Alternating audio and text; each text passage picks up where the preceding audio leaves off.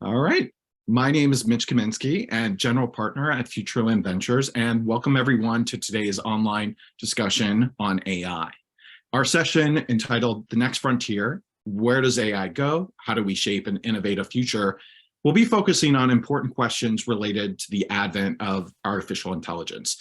AI, as many of you know, has already begun to change how we live, work, and create. And we're just at the starting point. So if you're here today, you may already be thinking about what are the current opportunities and challenges with AI? Where's the technology going? How will governments approach the advancements in this sector? And there's also a larger community debating these questions and many more, which are important for an open and necessary dialogue. So you participating in this webinar hopefully provides some answers that is helpful for your interest in AI. And so in this discussion, you're going to hear from cutting-edge AI entrepreneurs, research experts, developers, early-stage investors, and policy experts who are helping to build this future along with many of you all. We will have time for Q&A towards the end of the panel, so please submit any questions you might have, and feel free to submit questions during it. And following the panel, we will have breakout rooms. I will be posting a link to the breakout rooms, which will be a Zoom link. And in those rooms, you can choose which topic is interesting to you. Please introduce yourself, interest in AI, and your thoughts on today's panel. And of course, please treat everyone with respect and professional courtesy. So as a disclaimer to dive into it, these opening remarks is actually me here, along with my voice, not a deepfake, and none of these opening remarks were written by ChatGPT or Bard. But AI was used for opening remarks by Senator Blumenthal recently at a Senate hearing with his voice, text, and all generated by various AI applications, which we'll chat about a little bit more. But for now, let's introduce our esteemed panel. Jay Dawani, CEO and co-founder of Lemurian Labs. Dr. Matthew Mirman, CEO and founder, Anarchy AI, part of Y Combinator's recent winner cohort, and Daniel Lenton, the CEO at Ivy, also part of that same YC cohort. And again, my name is Mitch Kominsky. So let's start with this conversation. And question for everyone, and Matt, why don't you get us started off here? Tell us about your background, your work and interest in AI, and what you're currently building. Sure. Thanks you very much for having me, by the way. Yeah, so I've been working in AI roughly for the last 10 years. I started my journey working on symbolic artificial intelligence, specifically on automated theorem provers and metaprogramming languages. And around 2015, neural networks really became quite hot. And I wanted to integrate these into the work that I'd been doing. So I went off to get a PhD on this combination of this type of symbolic and neural network work, where I was working on applying traditional programming language theory techniques to neural networks to prove whether they were safe or not safe, and tried to find attacks to the neural networks that we could protect against these attacks.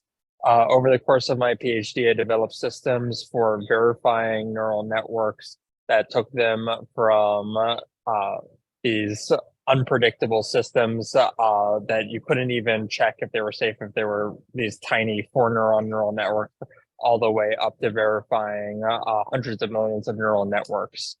Since then, I have been working on my startup Anarchy. Over the course of my PhD, I've been working on AI safety and had noticed a big shift in the community away from rational fears about AI safety and towards these extremely far out fears that were they were taking over all of our hacker principles. So I started this company Anarchy in order to try to build AI in a more open source friendly way. Great, Daniel, why don't you take the floor next? Hey, can you hear me? Yeah, okay, sorry, I guess there was a bit of a setting. So it said the host couldn't allow you to unmute, so hopefully you can hear me now. Cool, so yeah, quick background about myself. So again, really honored to be here. Thanks a lot for the invite. So personal background, well, actually, funnily enough, yeah, started off doing mechanical engineering, realized quite quickly I'm not as into planes and engines and everything as much as I thought. I spent my summers doing like hobbyist robotics projects with microcontrollers and things like this. Ended up doing all of my bachelor's and master's projects in the mechatronics department, and then ended up going down a computer science route. Thankfully, off the back of those, could then leapfrog into a computer science PhD, doing predominantly 3D vision robotics with machine learning. And basically during that PhD, I was really interested in the research, but what really struck me was just how fragmented the AI stack really was. We had some people intern at OpenAI, others at DeepMind, others at Boston Dynamics, NVIDIA, Microsoft, Apple. It feels like every single person decided to go to a different company, which really like exaggerated the problem, I suppose, where everybody would then come back with a totally different stack, whether it be the frameworks, the compile infrastructure, the hardware, etc. This then made it very hard to collaborate and really difficult for new PhD students. I found this really annoying, and my OCD side kind of kicked in, I suppose, and I ended up diving deep down this infrastructure rabbit hole, trying to unify all levels of the stack to make it easier for us in the lab to collaborate more easily. What started out as a few weeks to kind of try to build this functional abstraction layer that would enable people to create new code that could then be shared. I kind of just then really never emerged from this deep rabbit hole, and really happy to still be deep in the weeds trying to unify all levels of the AI stack, really. The company itself was then formed in early 2022. At the time, it was just myself as a sole contributor to the project. There was like 50 stars on GitHub, one member in the Discord, which is me. But in the last 18 months, we've really seen the community grow amazingly. We've now got 14,500 in the Discord. We've got 12.2 thousand stars. Brought on a great engineering team, and yeah, our launch is coming out in a few weeks. So for those that have been very patiently waiting, we're around the corner now, so very soon. Yeah, and basically just to kind of reiterate the problem, really what we're trying to do is unify all levels of the stack, which is the frameworks, the compiler infrastructure, and the hardware. And what that unlocks is easier experimenting. So you can then like build across frameworks. You can take a bit of PyTorch code, a bit of JAX code, bring it into your TensorFlow project, for example, and everything just works together at training time as well. And also unlock the untapped potential in the stack such that all of the amazing compiler infrastructures such as GGML, XLA, OpenAI Triton, etc., all of these are natively supported with all versions of all frameworks. And we really just unlock all of this potential, which then makes things effectively cheaper and faster and more efficient at deployment, which is a big problem as well, of course, when you think about model life cycles and how much time they spend being trained versus deployed. Obviously, deployment is a big area to really get the efficiency high. Anyway, yeah, that's probably enough monologuing to start with, but that's my quick background and intro. Yeah.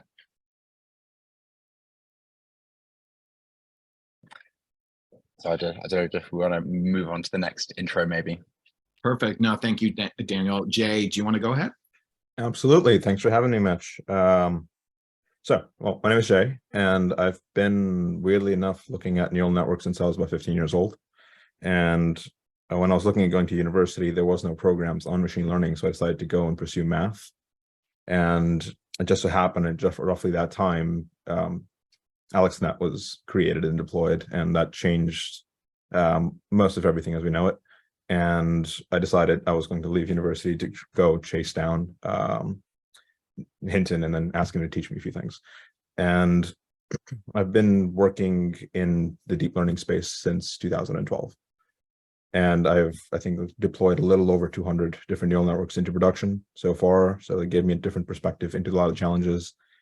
My belief has always been around the democratization of AI so that, we can amplify every single person. The path that I chose was robotics first, because there's too many tasks out there that humans just shouldn't be doing. And creating powerful enough robotics and enabling that switch from a mechatronics first approach to a platform approach where more capabilities are delivered through model updates is a more preferential route, I believe. And I worked on robotics from autonomous cars to drones to putting things in space. And around 2018, I developed a theory about how software is essentially going to evolve. We've seen the transition from software 1.0 to 2.0 and how Andre Kropotkin characterized that. And I started thinking about what was going to happen next. And what I realized was roughly 3 orders of magnitude and more compute is going to enable new transitions in software. And the way I thought about this was software 1.0 being classical programming, 2.0 being classical deep learning and discriminative generally, and then 3.0 becomes more generative. And then you have something along the lines of goal-directed or goal-oriented agents, and then autonomous agents. And it's a lot of progress that has to happen along that route, but we're starting to see compute slightly run out of steam and orient itself more towards specialization, and that's going to hinder developments in software. So Lemurian is founded to rethink the entire infrastructure and hardware side of things to enable general purpose acceleration of AI and scale outs. Yeah. Thank you so much, Jay. And we appreciate, first of all, our esteemed panel here. We're very fortunate. Each of our speakers really doing something very unique and exciting in their own space, but there's really a lot of convergence. And while AI has been in development for decades and even beyond that, there's a lot of advancements that have just exponentially increased the pace of the development here. And so we can start with you, Jay. And since you took that last question, tell us a little bit from your vantage point, what's going on in the ecosystem, applications, and what do you see as possible, within, what you're working on? And we can go down, our full group here. Yeah. So if I think about everything you talked today, well, the topic of the year seems to be generative AI. And I really see generative AI more of trying to tackle this data at rest is knowledge unrealized kind of phenomenon. And I think it's largely misunderstood what the capabilities are. These models are really, really great in a lot of ways, but it's still not fully well understood. How do you actually make them stable or reliable, right? So if you're thinking about deploying an application and using a model through an API, you have no control over how that model changes and what that means for your application side. So forget about forward and backward compatibility or reliability now. You are fully at the mercy of the model that you are using, right? Be it from OpenAI, be it from Anthropic or anybody else. That to me is one of the problems. So there's two kinds of business that I see forming.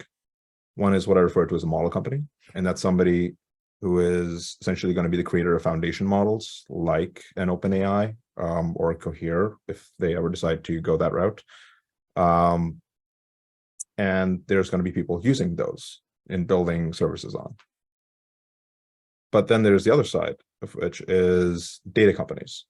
And data companies are ones that have unique data that they need to control, and that's their ultimate value proposition. And that's what they're going to focus on creating. So these guys are going to have to own their own infrastructure. They'll be creating their own models. They need to have that expertise. And that's going to be in things like finance and healthcare or anywhere where data is sensitive. Now, today, I think you should be thinking about generative AI as, well, how I use it is if I take an OpenAI model, like GPT-4, I'm using it more in the form of Wikipedia. Like there's so much information out there in the world that I can't go and read through. So I just want insights distilled to me that I can use and then build on that. I wouldn't go use it in production and rely on that information because they do have confabulations, and I love saying that word. And I think it's a good thing. It's useful. If you think about humans, we have creativity, but when we start generating creativity and realizing ourselves, we also develop the ability to lie. And we're starting to see that with these models, which is really interesting. But we don't understand the full nature of that, and that makes it problematic for deploying in secure areas. So I do believe there's a lot of work that has yet to be done in that, and also writing good prompts is still something I believe is open, and I think that has to evolve as well. And there's a lot of tooling that has to come around it as well. So I still think it's really, really early. So anything that is creative, I think it is really useful to today. Anything that is going to fall under some form of scrutiny, I'd say you probably want to hold off a little bit. Absolutely. And maybe we'll jump to Matt here next on that same question, because there's a lot of interesting things I heard there from Jay about models and what can and cannot be done there. Matt, you're working on the infrastructure here. What can you share from your perspective in the industry?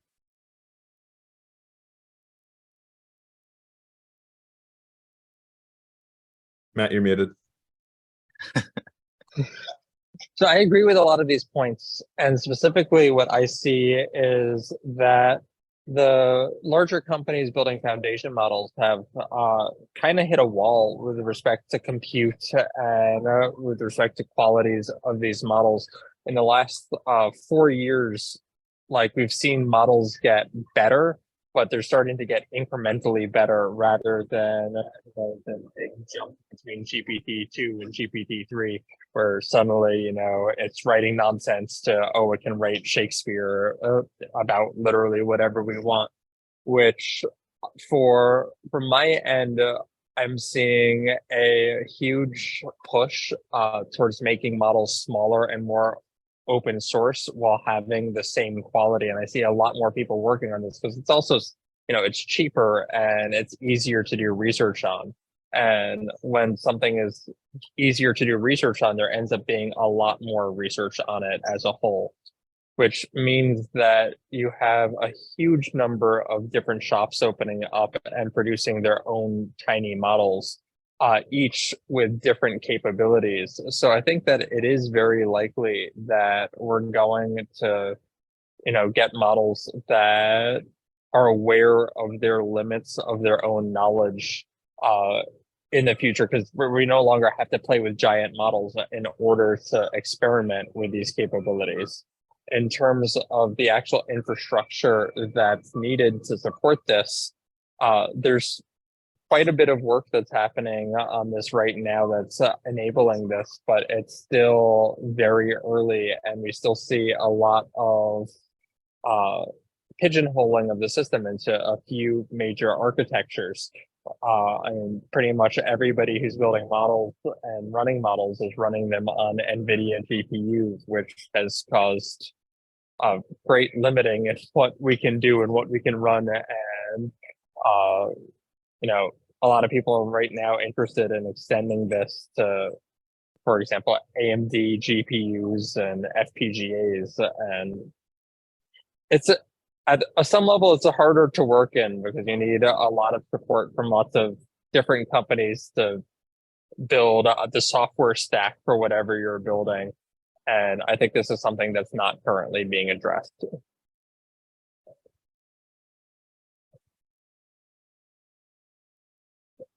I don't know if I can kind of cut in with one question actually for well, specifically actually for Jay, because yeah, I mean, well, both I suppose actually, but just obviously this point that you kind of use it a bit like Wikipedia, and obviously because it can confabulate, I also like that word, then basically you can't rely on it too much. I mean, I just kind of wonder if they do get better at knowing when they're wrong, as people do, and you can just do some, like, I know there's reinforcement learning with human feedback. If you can then include that, have some cost function on how wrong it is and so on, and then you can just do it with some like loss aware training, that there's ways you can train models to basically predict their own uncertainty and so on.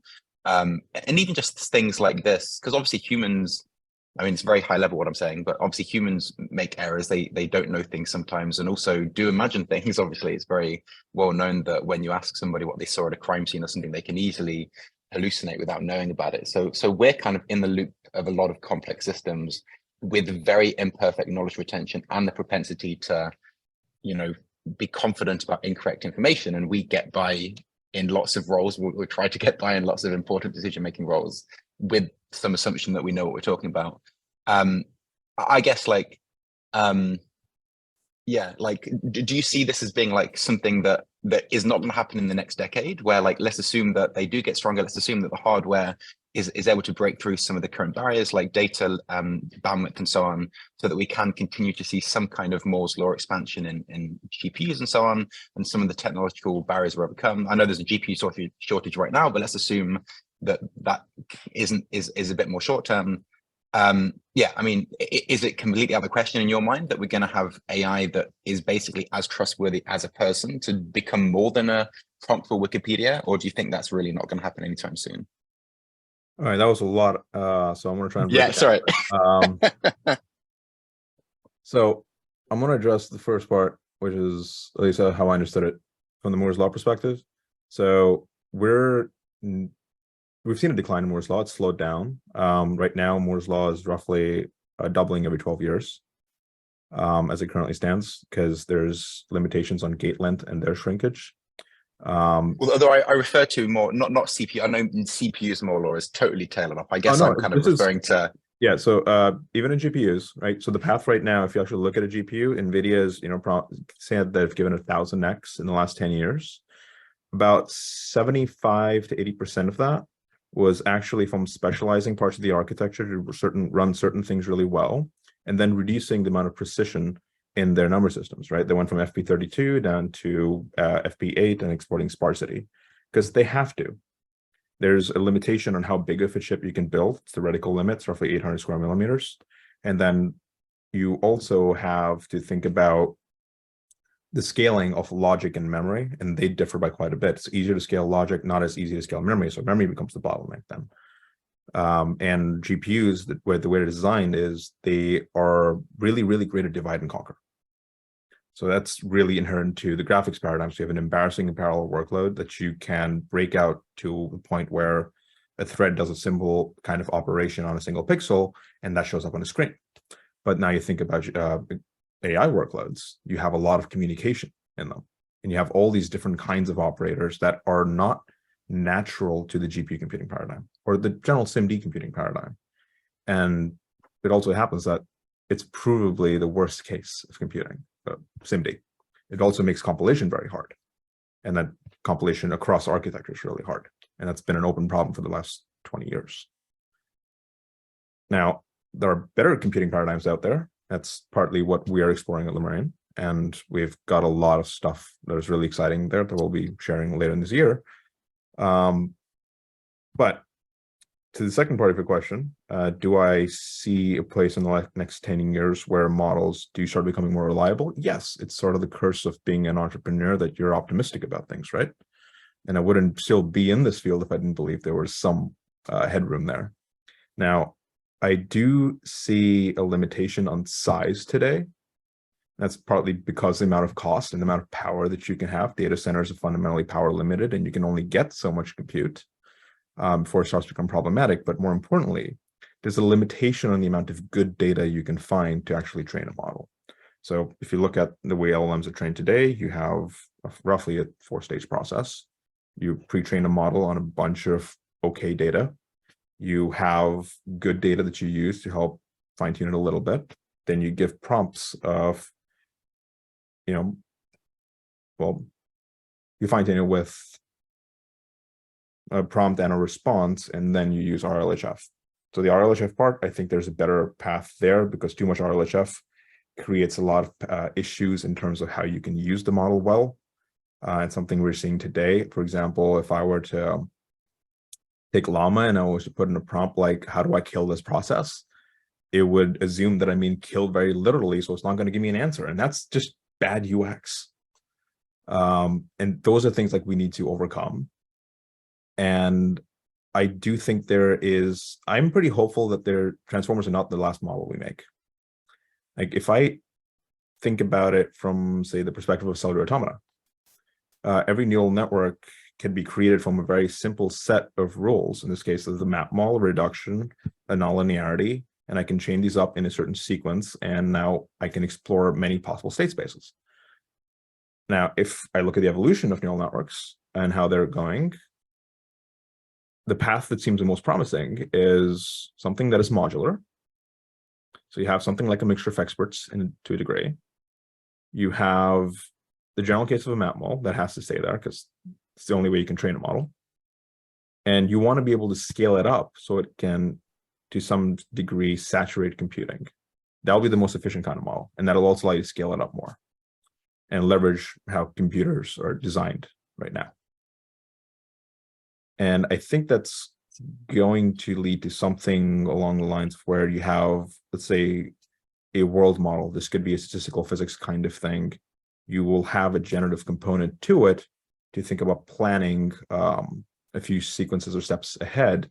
You will have some actor-critic kind of function there to discriminate against that generation. And you have a feedback loop that tells you the goodness of your prediction. And that could create something that looks like continual learning. And that's where we start getting into actual agents, not what we're referring to as agents today. So that's my view of it. And I think that's going to lead towards more stability and reliability over time. I think that's great, Jay, because, and Daniel, I think, by the way, I think this is great. And we've had a couple questions come in from the audience, and feel free, we'll try to answer them throughout here if we can, and intersperse it, and at the end, of course. But Jay, you talked about a few things that I think are interesting about the space, and Matt, you touched on this as well. And Daniel, your company is literally trying to do this with a one-line API, right? So the space, AI is highly fragmented. How do you think about partnerships? How do you think of some of the underlying technological problems? We actually, some of the things we talked about beforehand, and this discussion about integrity of data, stale data, right, and all that sort of stuff. But what about hallucinations? And I guess we'll start with you, Matt. And how do you think about partnerships in the space? How do we think about hallucinations? Can they ever be fixed? There's divergent views on this. So I'll let you have the floor here to start. Sure. I guess I'll answer about hallucinations because it ties into the trustworthiness of models first, and then talk about partnerships. So in terms of hallucinations, will we ever solve them? I think that yes, we're going to solve them, but I think, like Jay said, the transformer isn't the last answer. It's not going to be a GPT model that solves hallucinations. They're almost definitely going to be part of whatever model that we come up with. But just by nature of how we train these models, we're not giving them a way to know whether they have information in their data set or not. And this is kind of a impossible to solve problem given this way of training them. It's a little bit like Gödel's paradox, where you can't have a system that says something about itself. If you only give it information in its data set and you say, learn this information, then you can also tell it at the same time, this is information that's in your data set, but then it's not going to know that that's information that's in its data set or not, and so on and so on. You always have some amount of information that it's going to hallucinate, or it's going to make things up about in order to come up with an answer. And this is a serious problem for trustworthiness, because we've seen with self-driving cars that they are now safer than people technically. But if they don't act like people, and we know that they're not people, we're going to hold them to a way, way higher standard than actual people. You need 99.99999% accuracy before you're I'm okay with the fact that this is screwing up this one time. And with a neural network that is hallucinating, that's forced to come up with an answer no matter if it actually knows the thing or not, it's guaranteed to come up with a nonsense answer if that's all it's doing. So we're going to need to create models that have this querying structure in the loop that can go out and check data at the same time as they're generating it, can have processes that are built into the actual world. And I guess this actually ties into partnerships, because this is where we in particular see a lot of partnerships coming from in the future. There are a lot of companies that are building vector databases to try to store this problem. The current way that people address hallucination is essentially they're not having the model come up with 100% of the information. They're using the model in order to assist with a search process where, like a Google search, it pulls up the most relevant answer, and then they feed that into the model and have the model summarize that. And this can address a lot of hallucinations, not just because it's producing a more correct thing, but because you can then say, this is where the data is coming from. So what we're doing at Anarchy is we're building an inference engine for neural networks to turn them into more complete chatbots. And part of this system is interfacing with vector databases and with fact-checking systems and tool-using systems to try to ensure that as little of the factual information as possible is actually going through the neural network, as much as possible is going through a system which can't be run.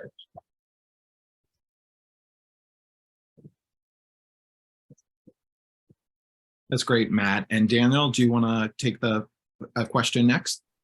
Sure. I mean, on partnerships more broadly and the fragmented stack and everything, it's hard not to answer in the context of what we're building. I'll try and like be objective with it, but basically, I think, at least the way we see it, there's fragmentation across all levels. Obviously, the frameworks, first of all, have fragmentation. There's PyTorch, there's TensorFlow, there's JAX. PyTorch is gaining in popularity, certainly in the research space, increasingly in new startups and LLMs, but still actually when you look at the deployment that's run across the whole, the whole world of ML, TensorFlow is still actually ahead. There's a lot of big companies that use it because it's got superior runtime performance, it's got a static graph, and so on. And JAX is, very high performance, much faster, particularly when you compile it than the others. So there's fragmentation at the framework level. There's also, I should say, Pandas and Scikit-learn and MATLAB, which are used a lot more than you might think. Obviously, they're not necessarily used in LLM companies, but they're used massively in engineering and in finance and in general analytics. And all of these are basically predicated on matrices and linear algebra. They have a lot more in common than they do different in terms of, what they represent under the hood.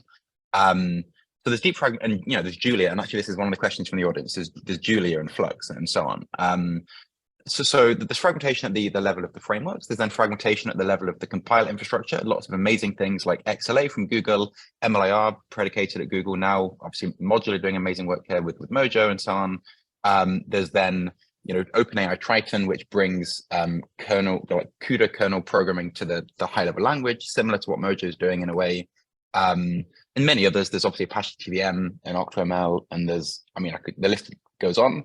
So there's fragmentation at the framework level, there's fragmentation at the compiler infrastructure level, and then there's also fragmentation at the hardware level. There's Intel, there's AMD, there's NVIDIA, etc., which also have their own proprietary vendor-specific APIs like TensorRT, and so on. At least in our mind, everybody benefits in the ecosystem if all of these things work together nicely. That's like an obvious thing to say, and it's very hard to solve. Our approach has been, given how quickly the compiler infrastructure can change, the first thing to solve is to unify the functional API, which is the like pretty high level building blocks that unify all these things. The kind of everything basically has to some extent been some instantiation of NumPy's API, or even you could go even earlier back than that. But let's say in 2006 there was NumPy with its matmul, element-wise addition, etc. Most frameworks follow something that looks like a functional API that operates on entire multi-dimensional arrays, and they look broadly similar, although they have different syntax, different call signatures, etc. And there's no standard here. There is now the QuantSight array API standard, which is backed officially by PyTorch, TensorFlow, etc. But getting them all to fully change to this array API is not something that's realistic. So what we wanted to do first and foremost is unify the functional API, because this is the thing that is somewhat timeless. Like linear algebra and matrices are going to be relevant for AI for at least the next decade in our view. At some point, maybe things become totally bio-inspired, asynchronous, no matrices left, but I don't see that happening anytime soon. So I think what we need to do first of all is like agree on and get some IR at the functional API level that can integrate all these things together. And then in our mind, then things become easier because there is a shared high level API to build around, which can have confidence that is timeless, because even the low level representations in compiler infrastructure are less stable than the fundamental mathematical operations that they represent in our view. So I suppose, again, sorry, this is a bit of an Ivy pitch. I'm trying not to make it like that, but I think we're trying at least to make it easier for everything to integrate so that we can do our part in elevating all of the different levels of the stack, the hardware, the compiler infrastructure, and the frameworks, to just give an easy point to plug in such that it supports everything else. And we're doing that in such a way that's different to some things like Onyx, whereby rather than asking people to come to our representation, we build these front ends such that all of this unified frameworks, compiler infrastructure, and hardware is available to anybody via one line of code in their version, in their framework. And we effectively put a lot of work in to coming to them. And this is through our front end, so that they don't need to like suddenly convert this to Onyx or something to benefit. We come to them with one line of code in their project. And I therefore, this is how I see the fragmented stack becoming less fragmented, and how we can play a role. But lots of people are playing a role here. I think also, obviously, I don't want to paint a picture like no one's done any unifying initiatives before. LLVM, has been around for a long time and has unified, particularly on CPUs. and compile infrastructure for lots of devices. And that's something that is every stack when you do graph lowering. MLIR is something that we're using under our own API and so on. So there's a lot of work that we're building on, but we're then kind of putting doing this at the functional API level as well to really bring it straight to the user in an intuitive way. And I therefore think that regardless whether or not these different technologies want to keep developing in siloed islands, which they probably will continue to do, we're working to build the infrastructure such that these things are integrated, even if there's not proactive effort on the part of the creators to do so themselves. Yeah, that's kind of how I see that side. And on the LLM question, I mean, I've forgotten what the LLM question was exactly, but I also agree with what Matt said, which is basically that I think we do hold AI to a higher standard. I think we accept that you might hire somebody and you don't know what they're doing, I don't know, like in their own time, really. You don't know how they're thinking. You don't have a telemetry into the brain of your employee, and you don't expect to. I mean, it'd be scary if you did. But obviously, and people make mistakes, and you don't kind of question how the hell did they make the mistake. You say, oh, we're just learning or something. Whereas with AI, it'd be like, what the hell happened here?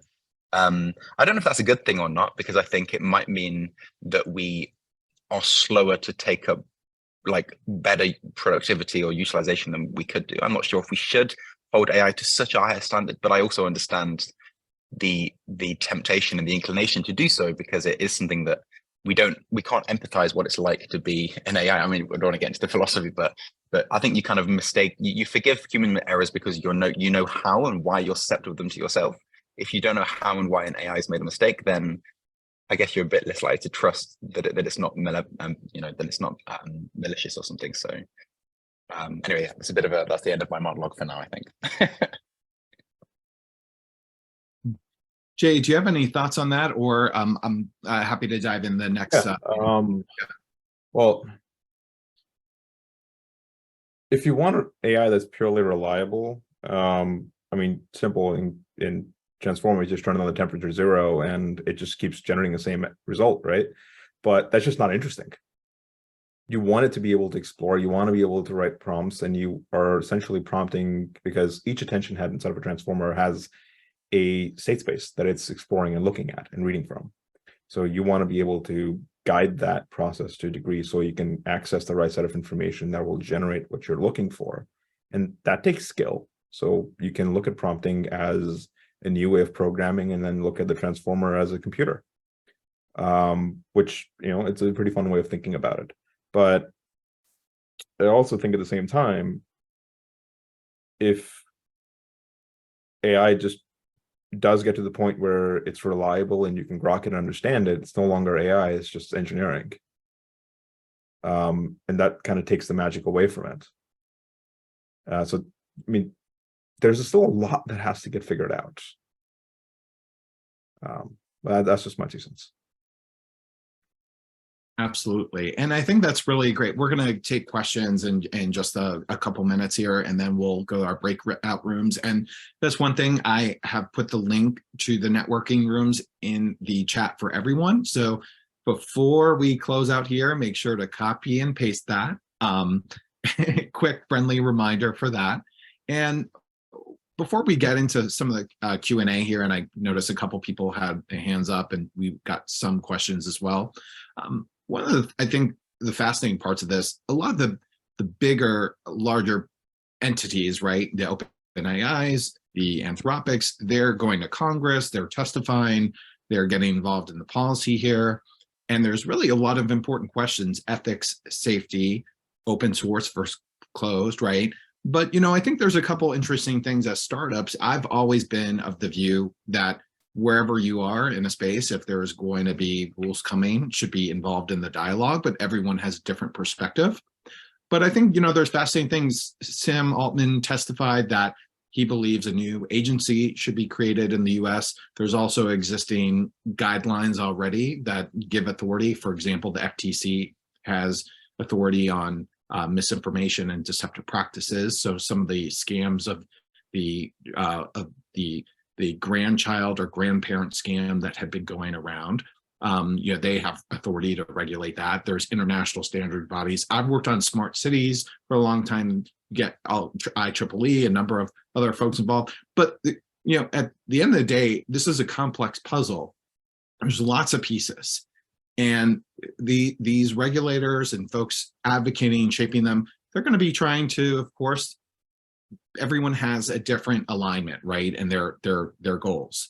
So how do you think about, as this conversation goes, regulation, rules, there's open regulatory items that are for feedback, as a startup, this, we'll get to questions just in a sec, but how do you think about this stuff? Or even more broadly, what's important as the technology goes fast and rules follow, but there is a gap between the middle?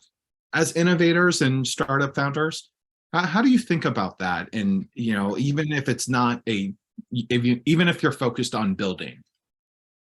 Yeah. So do you mind if I go first? All right.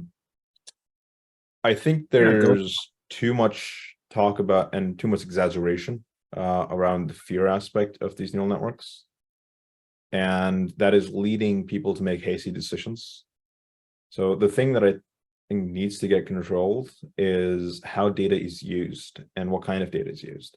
So if you look at the healthcare industry, there's actual controls on what data can be used for what, same in the finance industry.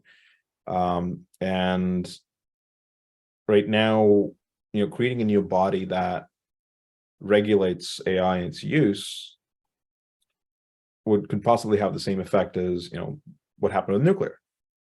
People were too afraid of the narrative in nuclear, and that has hindered most development. I mean, we had been smart about it and create the right policies, continue to enable progress in that, and not create regulations that basically makes it impossible to start and explore it, we could have had mostly nuclear powered energy today.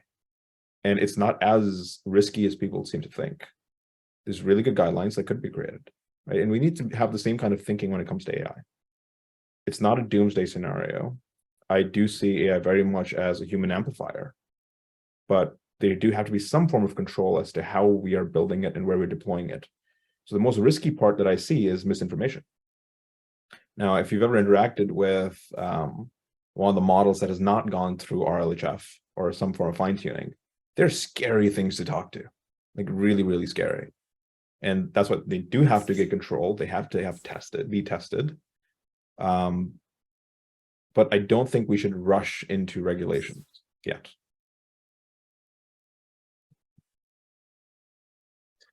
Oh, you're muted. Yeah, I'm muted here, right? So yeah, I think that's a great answer. And because a lot of these, I can tell you my experience, at least in cybersecurity, I started working on that 2008 from a government perspective. Of course, that threat had been existing for decades as well. But what happened there is the threat was very, technology was way ahead. So thinking about a flexible framework, creating voluntary partnerships. And eventually we did, and I was, involved in part of this, creating a new agency, CISA, which is the agency that's primarily charged with looking at the cyber threat. And there's, of course, international standards too. But Matt, this is the innovator's dilemma. I was going to say that's not exactly the term of art here, but how do you? I know you've been giving this question a lot of thought too. How do you feel about this? I think that this is fundamentally a principle of what we as a society view as our core ethics. And I think that over the last 30, 40 years, we've decided that information freedom is still important to us. We've had a huge amount of federal, not regulation, but federal debate over regulation of computer software, over programming, and even hacking. And we've decided really good limits. And fundamentally, what we're doing with AI is not different in any reasonable sense from anything that we've ever done before. It's slightly better at some creative tasks, but then we also have a good framework for how we judge whether we should regulate creative tasks. I agree that most of the regulatory questions come around data, but even then, these laws already exist. It's a matter of enforcing them correctly. At the moment, people put data into the public domain and put information into the public domain without a second thought? And is that really the people who are training the models problem, or is that social networks problems, or the internet as it's like structured currently? Is it that the problem of that? But I think more fundamentally, the problem here is that we're looking at the doomsday warnings of a couple of zealots and saying, given these warnings, we should maybe regulate the rest of the future of AI into oblivion. And doing that, it's not going to just have an effect on AI, because the process of doing that is going to fundamentally change what we're allowed to do on our own computers, not connected to the internet, just literally typing. At the moment, AI is becoming something cheap and small. You can run a large language model now on a MacBook if you're willing to wait a few minutes. In a couple of years, like, you'll be able to run something GPT-4 quality literally on your iPhone. And when it comes to that, then we should be asking ourselves, is our core principle that we're afraid of these models' X generation capabilities, or that we think that it's important that information and creativity is free and is allowable by everybody? Absolutely, Matt. I think that's you hit it on the nail. There are really large questions at stake here, and that's why these dialogues are important. So we're going to take one question here, and then we'll move to final thoughts, because we're a little past time here. But I imagine we could probably go for hours and hours, given each of you and these topics, right? But we will not do that today. But that's something that we'll consider in the next couple of months here again. So we'll go to a question here from Dimitar. I hope I'm pronouncing your name correctly. If not, my apologies. The question's for the panelists: what future do you see for graph neural networks in AI development? And we'll give it to the panel to answer. Does someone want to take that first? Sure. So I originally thought graph neural networks were going to be a super promising paradigm, because if you look at traditional neural networks, they're only really useful for structured data. But there's way more interesting unstructured data out there in the world that we haven't been able to tap into. And I think graph neural networks have a pretty important role to play there. But part of the issue is they're just really, really ugly to run on most hardware today. And that's largely limited, what they can do. So you need a different kind of processor that is more tuned to asynchronous memory accesses and unstructured, that we can exploit things like sparsity and things like that, which we don't have today. But I'm pretty hopeful that, at least sort of plug myself, the chips that I'm building right now can do that. And like right now at Lemurian, we actually do use graph neural networks to help us explore the state space of circuits that we should be creating and how to make them better, because there's biases in terms of how humans tend to write things. And there's a larger space of possible logical constructs that can be created that define a lot of these operations that we have to do.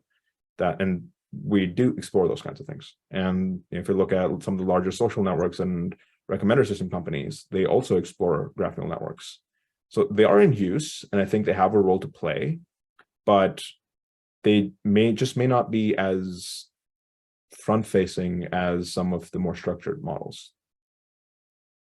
Yeah, thanks, Jay. I could just quickly, Yeah, just quickly add to that, which is just not really answering the question, but just an interesting observation in general. I think it's very interesting to see how the symbiosis of hardware design and software interplay, because often there's something that's mathematically optimal, or even just things like as simple as tensorization or sparse matrices.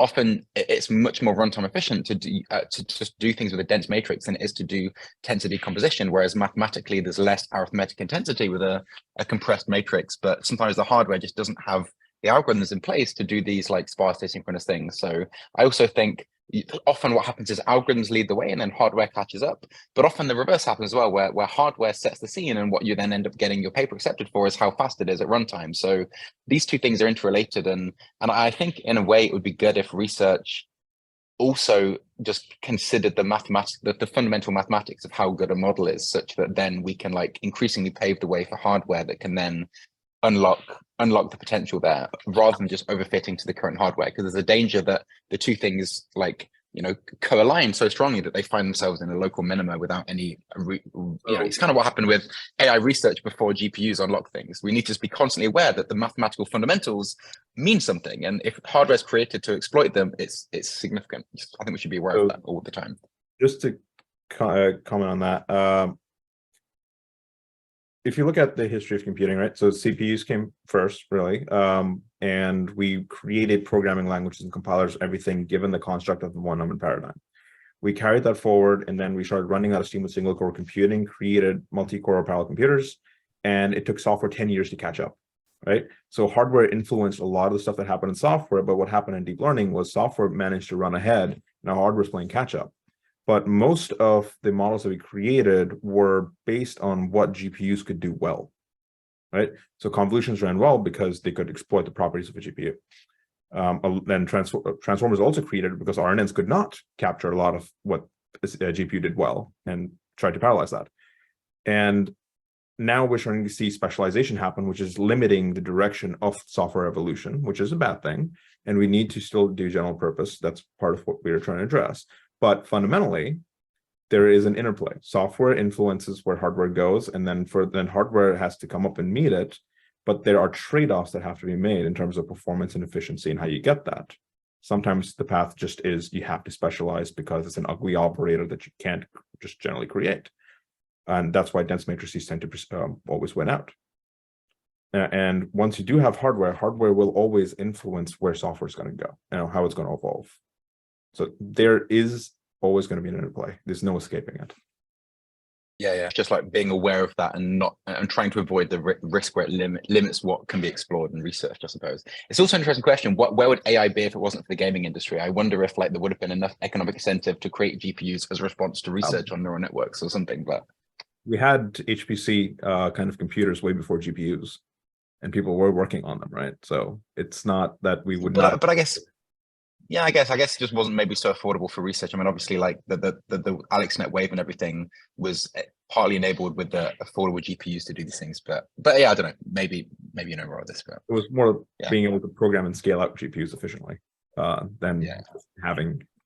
Yeah, fair enough. I love this because we can really dig so deep in there, and for our audience, we will have a part 2 version in some form. So we appreciate you joining. Now, I think the last thing we're going to just go, we'll start with Matt, and and also there is a question too, Daniel, it may have been you, if you want to take this during your turn very quickly. Why is PyTorch taking over the frameworks? Matt, you may want to as well. But Matt, just very quickly, what are you excited about for the future here? And we'll go down our panel here with that question. I'm excited for very small neural networks, for very small large language models, SLMs. I just see a huge amount of development at the moment, and I don't really know what's going to come next out of it, but basically anything that comes next out of it is super exciting given everything that's happened in the last year. Kind of given up on predicting at the moment. We can all predict, right? But who knows the future in some form. Daniel, why don't you take this next?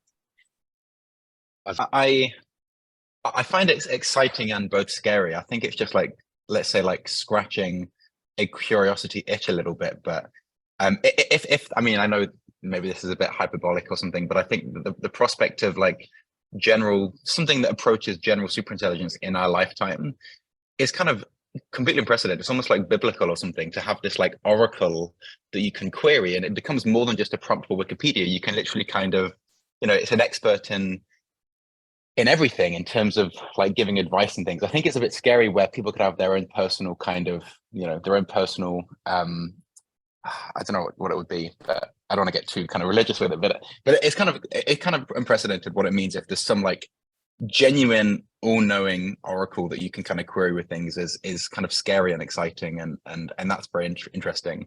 I don't know if that's a good thing for the world or not, but it's like it's something that's very exciting and in a way. But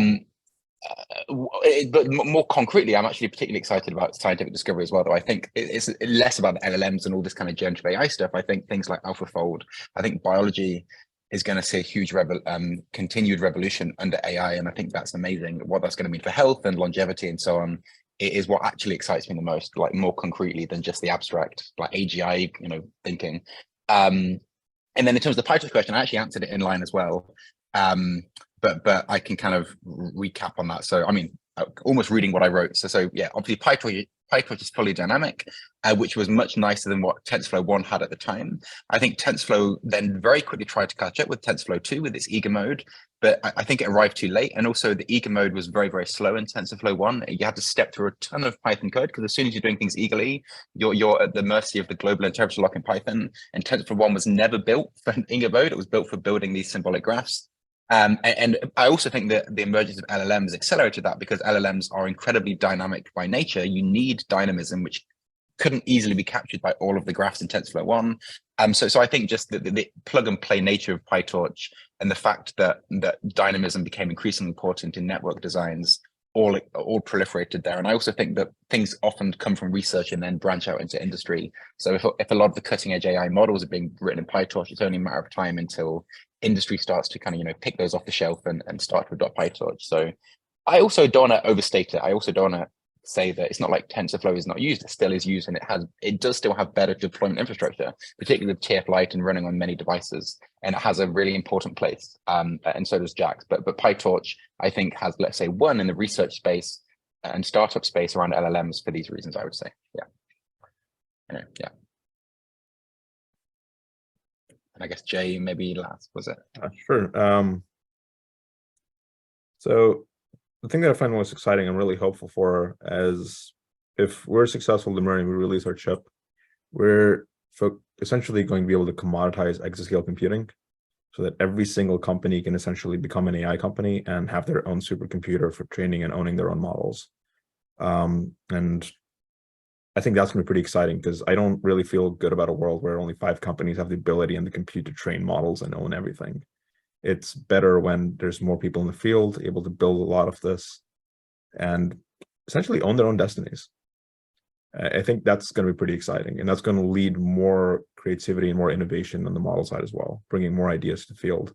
Because right now, if I look at the universities, they don't have a fraction of the compute needed to actually be able to research half the things possible because they can't build the models.